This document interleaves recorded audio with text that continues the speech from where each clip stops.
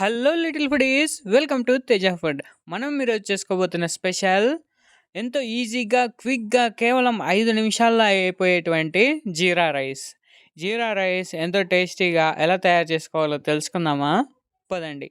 ముందుగా ప్యాన్ పెట్టుకొని 4-5 స్పూన్ల ఆయిల్ వేసుకొని అందులోకి బిర్యానీ ఆకు, దాల్చిన చెక్క, లవంగాలు, 3 యాలకులు వేసుకొని అలానే పోపు దినుసులు, ఎండుమిర్చి 2, కరివేపాకు కొంచెం వేసుకొని కలుపుకోవాలి.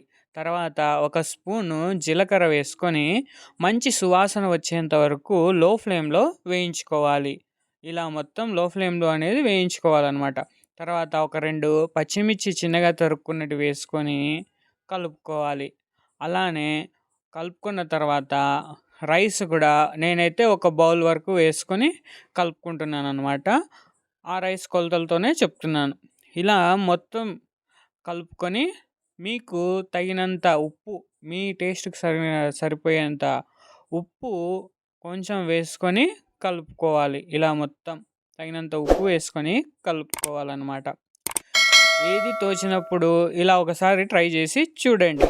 ఒకవేళ అన్నం మిగిలిపోయినా ఇలా చేసుకోండి. చాలా బాగుంటుందన్నమాట. ఆఖరిన కొంచెం కొత్తిమీర చిన్నగా తరిగింది వేసుకొని దించేసుకోవడమే అండి. అంతే. ఎంతో టేస్టీగా ఉండే జీరా రైస్ రెడీ. ఇలా మీరు కూడా ఒకసారి ట్రై చేసి చూసి ఎలా వచ్చిందో కామెంట్ చేయండి. ఈ వీడియో కనుక నచ్చినట్లయితే మన ఛానల్ అయితే తప్పకుండా సబ్స్క్రైబ్ చేసుకోండి, షేర్ చేయండి, లైక్ చేయండి, కామెంట్ చేయండి. మరొక వీడియోతో మళ్ళీ కలుద్దాం. Thank you for watching.